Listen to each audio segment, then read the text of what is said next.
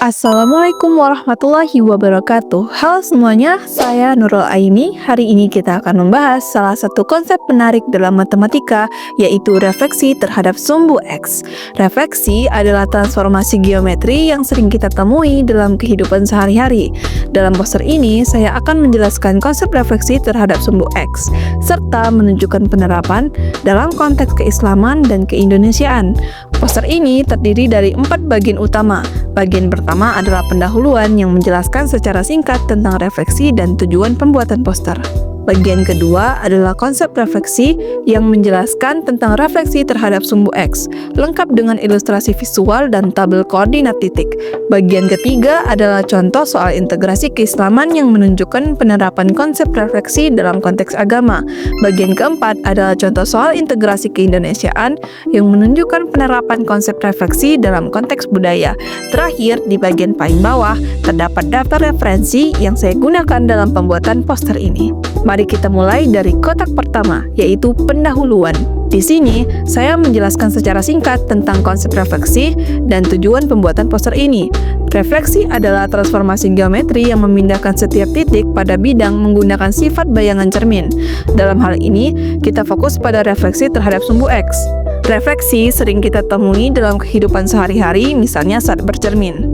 Tujuan dari pembuatan poster ini adalah untuk menjelaskan konsep refleksi terhadap sumbu X, serta menunjukkan penerapannya dalam konteks keislaman dan keindonesiaan.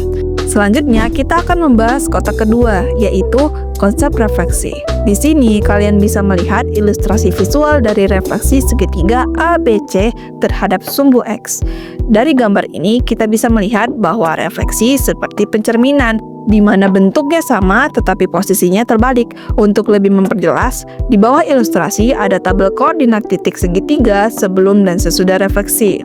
Misalnya, titik koordinat 2,4 setelah direfleksikan menjadi koordinat 2,-4. Dari sini kita bisa melihat bahwa nilai X tetap sama sedangkan nilai Y berubah tanda.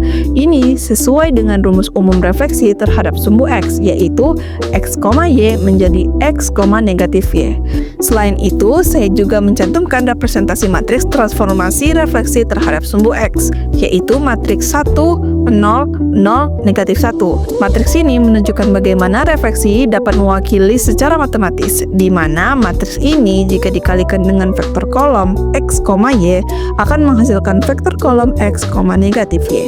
Kemudian, kita akan membahas kotak ketiga, yaitu contoh soal integrasi keislaman. Di sini terdapat soal tentang ornamen dinding masjid dengan titik penting A, B. Di sini, A adalah jumlah ayat surah An-Nas dan B adalah jumlah ayat surah Al-Falaq.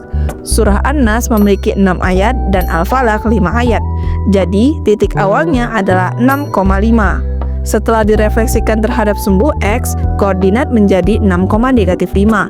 Ini menunjukkan bagaimana konsep refleksi dapat diterapkan dalam konteks keislaman, di mana kita menghubungkan konsep matematika dengan nilai-nilai agama.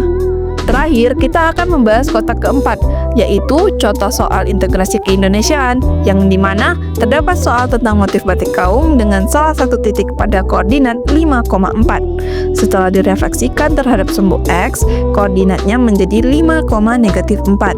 Ini menunjukkan bagaimana konsep refleksi juga relevan dalam konteks budaya Indonesia, di mana kita menghubungkan konsep matematika dengan seni tradisional.